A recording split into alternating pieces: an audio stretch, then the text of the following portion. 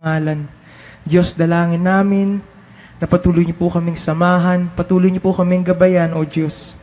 We praise you, Lord. Sa inyo ang lahat ng papuri at pasasalamat. Ito ang aming panalangin sa ngalan ng aming Panginoon na si Jesus. Ecclesiastes 3 verse 1, everything on earth has its own time and its own season. Merong right time, for the right space, for the right move. And this brings success and happiness. Ang ating pag-aaral, pinamagitan natin, tamang-tamang panahon. Dear Lord, we thank you that you are our leader, our guide, our teacher. Turuan mo kami, Panginoon, ang halaga ng correct timing sa bawat bagay na ginagawa namin because you are God of time. You are God over time. Salamat, Panginoon, dahil kayo ang aming tagapagligtas, kayo ang aming tagapaggabay, at ngayon kayo ang maging tagaturo sa amin. Guide us, teach us. In the name of your Son, Jesus, we pray with thanksgiving. Laging tanong ng mga tao, ano kaya ang gagawin ko? Hindi ko alam ang gagawin. Kailan ko kaya dapat gawin ang mga bagay na hindi ko alam kung kailan ko gagawin? At napakaraming tagumpay o kabiguan ang nakasalalay sa timing. There is good, there is ungood, and there is bad timing for every thought or act. Hindi ko mo good yung thought, good na yun all the time. Dapat good pa rin yung timing. But of course, bad is always bad. So hindi sapat na meron kang good intention, dapat meron ka rin good timing. Hindi sapat na meron kang good mission, meron kang good activity, dapat meron kang perfect timing. So what is good timing? Good timing means it is clearly good. Wala kang agam-agam. At pagka ang isang iniisip, ang isang bagay na gustong gawin, ang isang plano, ang isang aktibidad, ay good. Dapat ito ay magaan sa pakiramdam. Ito ay nakabukas, hindi nakasara na pinipilit mong buksan. Maluwag sa dibdib, hindi pilit. It is auspicious. In other words, every step that you take, if it's a good time to take that correct step, may mga bumubuka mga pinto, meron kang nakikitang mga liwanag, at lalo mong naiintindihan na yes, tama ang timing ng ginagawa ko. So ano pa yun? Pagka good timing, it is confirmed and affirmed to be good by knowledge. Yung good timing, meron kang gustong gawin, meron kang gustong sabihin, meron kang gustong simulan, meron kang gustong puntahan. Good timing kung alam mo sa abot ng iyong alam at karunungan na yun ay tamang timing. Hindi na natin pinag-uusapan kung tama yung gagawin, ang pinag-uusapan natin tamang timing. Magbubukas ba ako ng negosyo ngayon?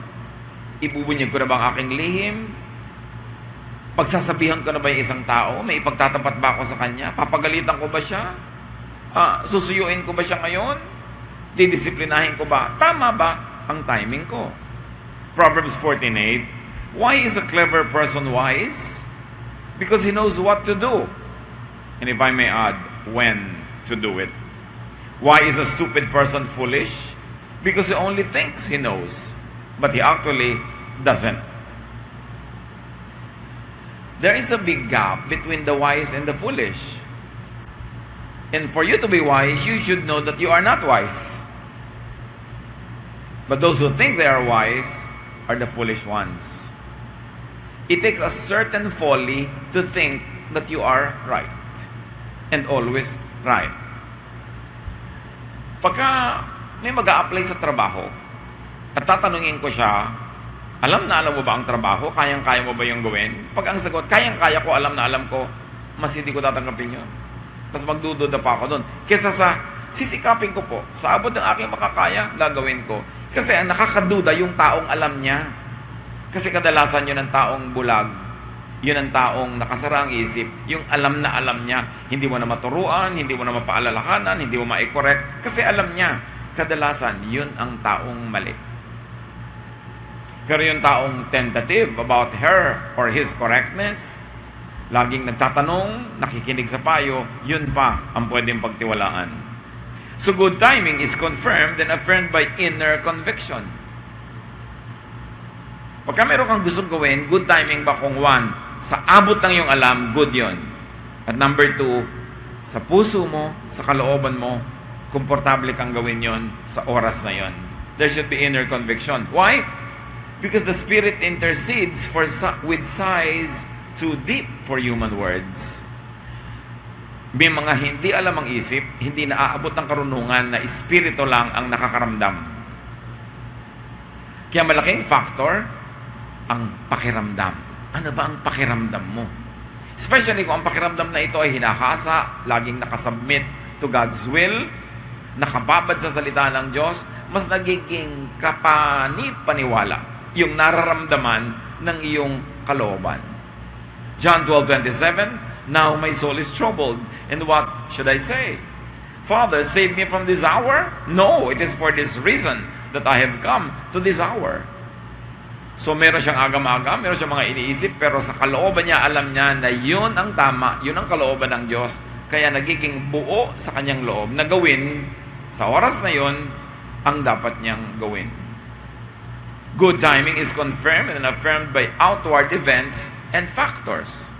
May Diyos na lumikha sa lahat. May Diyos na nagbibigay ng kaayusan sa lahat. May Diyos na sinusunod ng hangin, ng ulan, ng buwan, ng mga planeta. Therefore, kung maganda ang timing, kalooban yun ng Diyos, makikita mo sa mga nangyayari sa paligid. Halimbawa, itatanong mo, maganda bang timing na magbukas ako ngayon ng ganitong negosyo? Pagkatapos, dumadating sa iyong harapan ng mga taong pwedeng makatulong sa iyo, mga supplier, mga investors o clients. Pagkatapos, gusto mo magtayo ng tindahan, biglang nagkakaroon ka ng alam na eto yung space, maganda, pwedeng ma-rent, available to you. Ganon. Kasi dapat sensitive ka sa nangyayari sa paligid. Kasi ang nangyayari sa paligid ay nagsasalita rin. Hindi mo dapat ipagpilitan ng gusto mo kahit pinipigil ka ng hangin, pinipigil ka ng buwan, pinipigil ka ng alon. Useless na lumangoy laban sa agos. Useless na lumangoy laban sa alon. Labanan mo yung tide. Maraming ganon. Si Magellan, isa sa mga dahilan kaya sila napatay nila Lapu-Lapu sa Mactan. Hindi nasa panig nila yung tide. Mababa, low tide nung sinalakay nila ang Mactan. Hindi makalapit doon sa island yung kanilang mga barko. Therefore, hindi abot ng range ng kanilang mga kanyon yung Mactan. Napilitan silang lumusong sa tubig dahil hindi na makalapit ang kanilang mga barko. Ang bibigat ng armor nila, ang haba-haba pa ng lalakarin, sinalubong na sila ng mga tauhan nila Lapu-Lapu, kaya sila naubos doon. Bad timing. Tide lang yun. So, dapat tinitingnan mo saan papunta ang alon, ano ang tide, ano ang hangin. Alam nga naman na may bagyo next week, ngayon ka magsisimula magtanim. Tinitingnan mo ang nangyayari sa paligid. Kasi, Diyos ang Diyos ng kalikasan. Diyos ang Diyos ng kapaligiran. Nagsasalita din siya dyan kung pinipigil ka o ina-encourage ka. Proverbs 10:5, all harvest season is, at harvest season, it's smart to work hard, but stupid to sleep. So, alam mong harvest season, maganda ang panahon, matutulog ka, sayang. Tapos kung kailan din na pwedeng harvest season, may iiwan ka ng panahon. Alam niyo ba na may panahon ng pag-harvest halimbawa ng palay? Kung tutulog-tulog ka, nag-harvest na yung mga kapitbahay mo, mga bukid mo na lang hindi na-harvest, uubusin niya ng daga. Kasi nawalan na ng ibang bukid na pwede nilang kainin. Bukid mo na lang ang merong bigas o may palay, kakainin niya ng daga. Kaya dapat kasabay ka nung iba. Timing is important para magkaroon ka ng tagumpay sa buhay. Ecclesiastes 3:11, He has set the right time for everything. So I realized that all we can do is to be happy and do the best we can while we are still alive. Or may I add, while we still can, or when the time is good. Sabi ganon, may panahon ng bawat bagay. Hindi ka sige ng sige. Tinitingnan mo, tama ba ang panahon? And when it's good to go, your brain, your intelligence, your knowledge tells you it's good. Your feelings, your heart tells you it's good. Outward event tells you it's good. Then go. Kailangan nag-a-agree-agree yun. Now, there is such a thing as ungood timing. Hindi pa yan yung bad timing. Ungood pa lang. And that means it is unclear if it is good or bad. Good timing is clearly good. When it is not clear to be good or bad, but not clearly bad, then I call it ungood timing. Halimbawa, si Abram at si Sarah, matanda na sila, wala pa silang anak. May pangako ang Diyos na magkakaroon sila ng anak. Pero naiinip na si Sarah, naiinip na si Abraham. Anong gagawin nila? Genesis 16, 1-3, Abram's wife Sarai had not been able to have any children, but she owned a young Egyptian slave woman named Hagar. And Sarai said to Abram, "The Lord has not given me any children. Sleep with my slave, and if she has a child, it will be mine." Abram agreed, and Sarai gave him Hagar to be his wife. It was not clear if it was a good or bad timing to do that. Kasi may advantage, magkakaanak na sila. Kasi pag may alipin kang babae, pinaanakan mo sa husband mo, nung unang panahon, ganun yung morals nila. Kasi naman kahit moral sa Bible, naiiba rin eh. So, yun na yung anak nung maid mo. At yun ang hinangad nitong si Sarai, magkaroon ng anak through the maid. May advantage, pero ang laki din ang nag-advantage kasi nagkagulo-gulo yung bahay na yon nung naging dalawa ang babae sa buhay nitong si Abram. So, it wasn't clearly a good thing to do. Well, it wasn't clearly very bad because it was practiced during the time. So, it is an ungood timing. May advantage, may disadvantage, nakakalito. There is doubt, and there is hesitation. Ano yung ungood timing? Not clearly bad, not clearly good, ungood. Hati ang loob mo.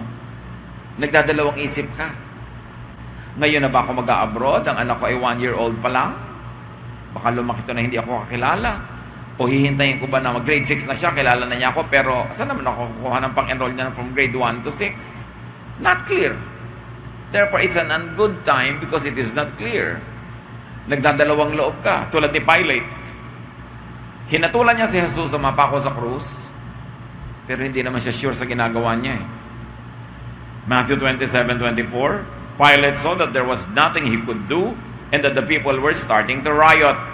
So he took some water and washed his hands in front of them and said, "I won't have anything to do with the killing of this man. You are the ones doing it." Of course, nagpapalusot lang siya. Without his signature, hindi pwedeng hatulan si Jesus ng kamatayan. Pero nakita niya ang mga tao nagkakagulo, nagrarayot, demanding that Jesus be crucified.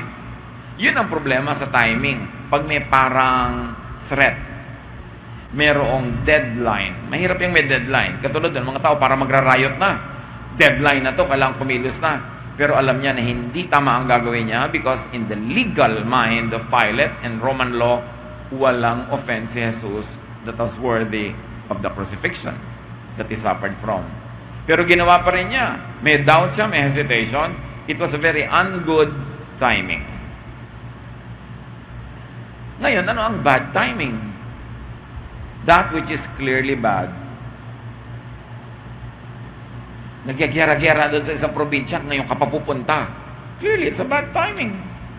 Unless, may laging unless, in your conviction, in your prayer, in your spirituality, and in your knowledge, it is something that you should do and better than not doing. But in the absence of that inner conviction and inner knowledge that you know would be good to follow, bad timing pag clearly bad. Nagkakagalit kayo mag-asawa ngayon. Ngayon pa kayo maghihiwalay. Bad timing. Kasi it's not a good time to separate because nobody will stop the separation. Nagagalit siya. Meron ka pa ngayong gustong sabihin na lalong magpapagalit sa kanya. Bad timing. So dapat ipinaghihintay. Judges 11:30-31, he promised the Lord, "If you will let me defeat the Ammonites and come home safely, I will sacrifice to you whoever comes out to meet me first." This is a very foolish man going to war, at sabi niya sa Diyos, papanalunin niyo lang ako, pag uwi ko, ang unang sasalubong sa akin, papatayin ko, i-offer ko sa inyo. Nanalo siya. Pero ang unang sumalubong sa kanya ay ang kanyang kaisa-isang anak na babae. So, pinatay niya. Kasi sabi niya, pinangako niya eh. But it's a very bad timing to make such a promise. Why? Because he was afraid. He was going to war. He'll promise anything. It was a bad timing to make any promise of offering. And besides, it's a bad timing because hindi naman niya sure kung sino o ano ang lalabas sa bahay niya, hayop ba o tao. Don't commit anything important or significant when you are very emotionally affected. In other words, don't promise when you're afraid. Kasi pag nawala na yung fear mo, magsisisi ka, you made a promise. Don't make a promise when you're too angry. Don't decide when you're too angry or too happy. Basta extreme emotions cloud your reason. Kaya huwag ka magde-decide. May nakita ka, nanalo sa ganong business proposal. Kumita ng kumita, affected ka. Ikaw ngayon, kinumit mo na lahat yung pera mo sa business. Pero naiba na ang panahon, tsaka iba naman ang iyong palad. So hindi ibig sabihin, kung mo nag-click sa kanya, magkiklik din sa'yo. Pagka galit na galit ka, never say never. I will never talk to you again. Don't make such statements. Kasi pag galit ka, medyo baliw-baliw ka nun. At lalo kung in love ka, sobrang baliw ka nun. So dapat hindi ka nagko-commit kasi pag bumalik na ang katinoan mo, bakit ko ba naibigay yung sing-sing ko sa babae ngayon? Yung pala 2 days lang, lalayasan ako, dala ang sing-sing. Kasi masyado kang affected, masyado kang enamored. At wala namang pagsisising nasa una. So the mistake of this man was bargaining before a grave threat while afraid. And his reason was clouded by emotion. And anytime, laziness is bad timing. Proverbs 24, a farmer too lazy to plow his fields at the right time will have nothing to harvest. Lahat itinatakda sa panahon, kasabay ka dapat sa panahon. Kahit sasayaw ka ng tinikling o singkil, pag mali ang timing mo ng pasok sa kawayan, maiipit ka. Timing is very important. So bad timing is when it is unclear if it is good or bad. Genesis 37, 5-8. One day, Joseph told his brothers that he had dreamed, and they hated him even more. Joseph said, "Let me tell you about my dream. We were out in the field tying up bundles of wheat. Suddenly my bundles stood up, and your bundles gathered around and bowed down to it." His brothers asked, "Do you really think you're going to be king and rule over us?" Now they hated Joseph even more than ever because of what he had said about his dream. Now, tama naman, totoo na naginip siya na yung bigkis ng kanyang mga trigo tumayo at yung bigkis ng mga trigo ng mga kapatid niya nagbow. Sabi niya, prophecy ba yan? Ibig mong sabihin, magbabaw kami sa'yo, ikaw ang maghahari sa amin, at nagalit sila. Totoo naman yung panaginip, di ba? Pero hindi lahat ng totoo sinasabi kahit kailan mo na lang na gustong sabihin. May timing pa rin. And it was a very bad timing because at that time, the brothers were already very jealous of Joseph. Yung tatay kasi may favoritism. Obvious na favoritism. So, inis na yung mga kapatid kay Joseph. Tapos kukwento pa siya ng gano'n kahit totoo. So, kahit totoo, tinatiming mo. Hindi ko man nagtatapat, maganda na yung ginagawa. Kasi kung wrong ang timing. Halimbawa, umuwi ang asawa mong laseng. Good timing ba yun para siya awayin? May baril pa naman. No? Baka ikaw ang biglang maging target nun. Pwede niyang gawin kung laseng, pero kung hindi siya laseng, baka hindi niya gawin. So, kailan ang tamang pakikipag-usap sa kanya? Bukas na, wag na ngayon. Mainit ang ulo niya, gutom pa, aawayin mo na. Tila kung lalaki yung away because clearly, it is a bad time to do something. And bad timing is a timing that is rejected by knowledge. Alam mo na hindi maganda yung timing, bad timing yun. Huwag mo nang ipilit. Ecclesiastes 10:18, some people are too lazy to fix a leaky roof, then the house collapses. So you know that it's a good time to fix the roof, then do it. Otherwise, pag nireject mo yon, magiging bad ang timing. You should listen to knowledge. Katulad na lamang ng mga city natin, kung kailan umuulan at bumabaha, doon lahat ginagawa yung mga flood projects, cleaning ng mga kanal-kanal. Ang haba-haba ng tag-araw, hindi ginagawa. Kaya laging wrong timing. Inaabutan ng ulan. When it is rejected by inner conviction, something inside you tells you, this is a wrong timing, then it's bad timing. Halimbawa, si Peter, Matthew 26:75, Peter remembered that Jesus had said, before a rooster crows, you will say 3 times, you don't know me. Then Peter went out and cried bitterly. Kasi inwardly, alam niya, yung ginagawa niya, may timing pa nga bago tumilaok ang manok, bago makatatlong tilaok, itinatwanan niya si Jesus. O bago tumilaok ang manok, 3 beses na niyang naitatwa. So, naalala niya. Dapat naisip niya yun, na this is a wrong time na i-deny si Jesus. Because that was the only time that he was really put on trial. Ibinagsak pa niya. Is this time to think of myself or to think of my higher belief and my higher conviction? There is a time when it is wrong to just protect yourself because sabi nga kay Esther, for such a time as this, you were put in power. Esther was queen and she could approach the king in behalf of her people. But there was a tradition, the queen could not get into the king's presence without being asked or invited. Sabi ni Esther, parang mahirap yatang pumunta sa king ngayon, kahit ilalapit ko ang aking mga kababayan. Kasi pwede akong patayin pag pumasok ako sa king's chamber, sa throne room, without being invited. At sabi ng uncle niya, baka akala mo kung reyna ka na, safe ka na. In fact, baka ka nga kaya naging reyna for such a time as this. Everything happened for this very moment. This will be your mission in life. And if you missed it, you miss everything. Katulad ni Pedro. It was a time for heroism to identify with Jesus. Pero ginamit niya yung time in the wrong way.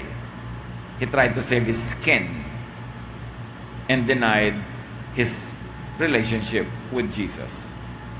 Isa pang sign, mga kapatid, that it's wrong timing is when it is rejected by outward events, by outward factors. Yung pinag-uusapan natin na pilit ka ng pilit, ayaw naman mag-succeed. Gustong-gusto mo ang ganitong negosyo, pero kahit anong gawin mo ay magtagumpay, maaring it's a good idea, but the timing is not right. Maybe you are not yet ready, maybe the market is not ready, the environment is not ready, so you have to wait for the correct time.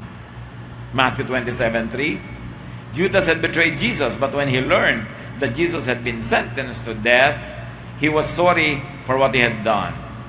He turned the 30 silver coins to the chiefs, priests, and leaders. So, outward events proved that what he did was wrong. And it was a wrong time to side with the priests, although they were powerful. Laging may 2 sides. Naglalabanan, nag-aawayan. Is it a good time to side with this group or with that group? The outward events will tell you if it's really good or bad timing. If timing isn't good or outright bad, don't act. Don't move. This is the heart of the matter, mga kapatid. Pag hindi sure, hindi sinasabi ng knowledge, ng puso, ng espiritu, at ng outward events that it is good, don't act. Luke 14:28-30. Suppose one of you wants to build a tower. What is the first thing you will do? Won't you sit down and figure out how much it will cost? And if you have enough money to pay for it. Otherwise, you will start building the tower, but not be able to finish. Then everyone who sees what is happening will laugh at you. They will say, you started building, but you could not finish the job. So unless sure na sure ka that you are ready, that you can, don't move.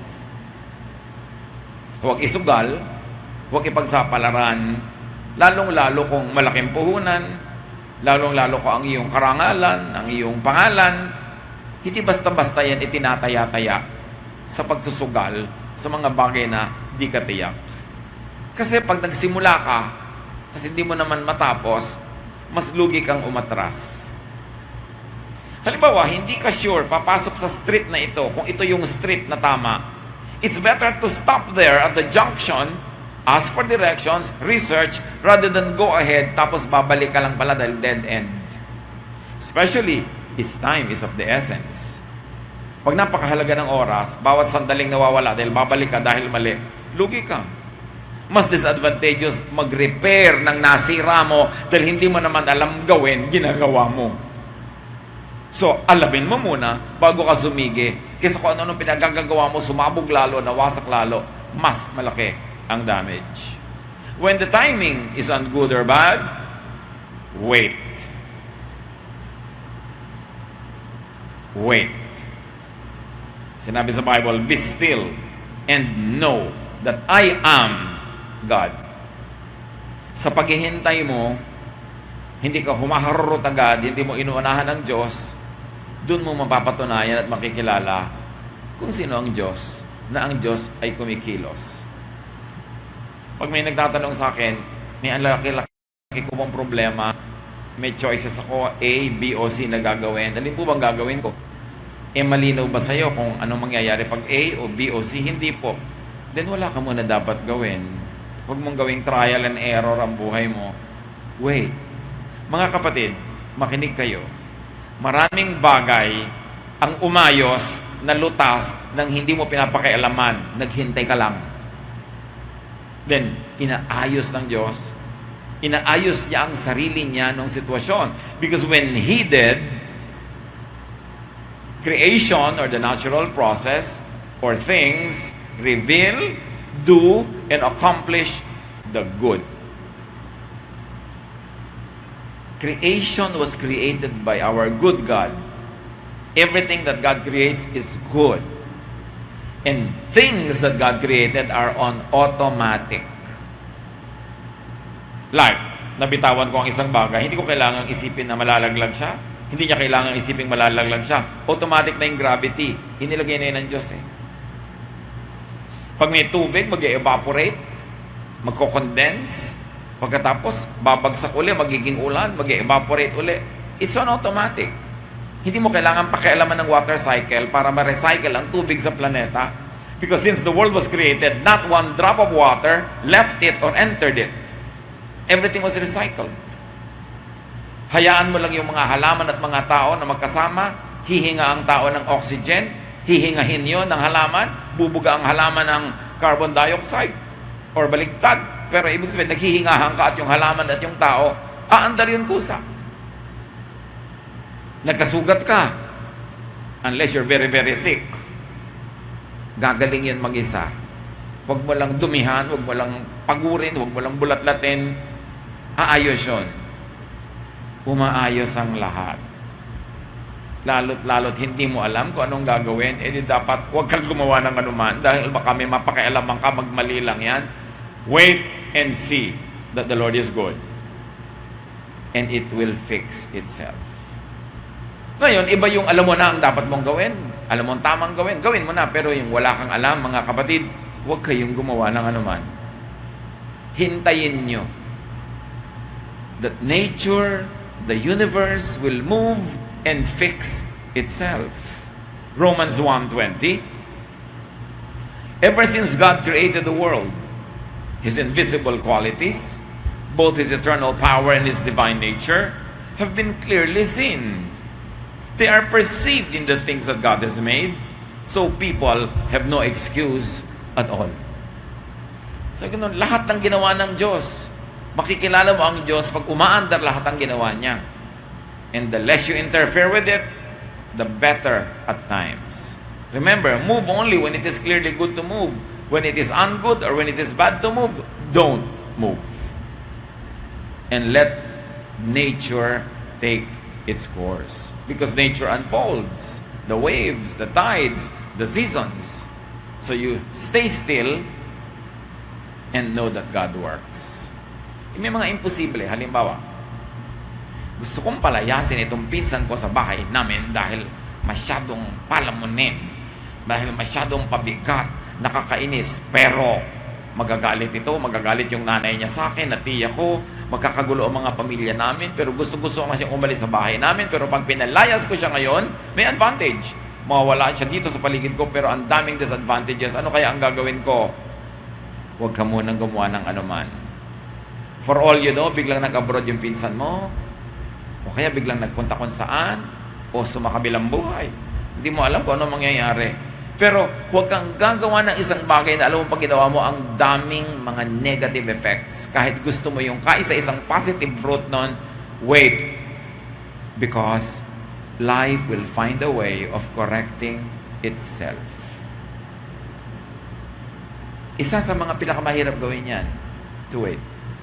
Pero ang daming nagpapatunay niyan, mga kapatid, it works. But wait only when, really how, when you don't really know what to do and when to do it. Pero pag alam mo na, you can proceed. When your mind, your heart, your spirit, and the events tell you to go, go. But when those things do not agree, wait. Mas less ang damage to wait rather than repair when you commit grave mistakes. Timing is very important. It's not only the good thing to do, but the good timing when to do it. Ecclesiastes 3:1-8. Everything on earth has its own time and its own season. There's a time for birth and death, planting and reaping, for killing and healing, destroying and building. You see, these are extremes, but there's a time for both of those extremes. Huwag mong piliting time for life kung time na talaga for death. May isang tao talaga, wala ng kalusugan, wala ang lalala ng sakit, walang lunas, hirap na hirap. Baka time for death na yun. Ipagpipilitan mo, palalabanan mo. Samantala nung buhay na buhay siya, hindi mo inaalagaan, hindi mo pinupuntahan, pinipilit mo maging time for death, life pa yung time niya, wala ka sa timing. So there's life and death, there's beginning and ending. Know the times. Sumakay sa panahon. Tulad ng sasakay ka sa alon, sa agos, may panahon ng lahat. There's a time for crying and laughing, for weeping and dancing. Extremes. Party time ngayon, magsaya ka. May libing bukas, doon ka lumungkot. Hindi pinagbabalik-baligtad mo. Na nagsasaya kami, naglulungkot ka dyan, nagre-relax kami, nang-iinis ka dyan. Wrong timing. So sumakay sa panahon. There's time for moods. Know the seasons. Respect the mood of the season and respect the mood of other people. There's a time for throwing stones and gathering stones, for embracing and parting. There is a time for finding and losing, keeping and giving, for tearing and sowing, for listening and speaking. There's also a time for love and hate, for war and peace. Happy is the person who knows the season and respects it. Hindi mo binabaligtad ang panahon, sumasakay ka sa panahon dahil matagal nang itinakda ng Diyos ang mga panapanahon. Therefore, ride the wind, ride the waves, ride the current. Swim against the current only when your mind, your spirit, outward events, and the Word of God tells you to do so. Otherwise, why don't you relax and enjoy life and ride the moment? Do the right thing at the right time, in the right speed, and you will find success, fruitfulness, happiness. Dear Lord, turuan niyo po kami ng timing. Madalas, naituro niyo na at alam na namin kung anong tama, alin ang mali. Pero yung timing, complex. Kailangan namin ng guidance niyo, Lord. When is it good to speak? When is it good to be silent? When it is good to plant or to harvest? When it is good to embrace or refrain from embracing? Teach us. Your wisdom is the only power that can make us do the right thing at the right time. We open up ourselves to you, Lord, and ask you, inhabit our mind, inhabit our hearts, teach us correct, good, and excellent timing in everything we do. Pray Think about these things, church. Be silent before the Lord. Review yung mga wrong timing, yung mga tama niyong ginawa pero mali ang timing. And learn from these things. Dear Lord, as your people remain silent for a while, speak to us. Ipakita mo sa amin ang mga naging mistake namin na timing at tama. And let us learn from those mistakes. Let us learn from the right things we do. And we pray, O Lord, that next time when we have to make a decision, when we have to make a move, when we have to do something, we will do it in your perfect time. Be with the Lord in silent reflection.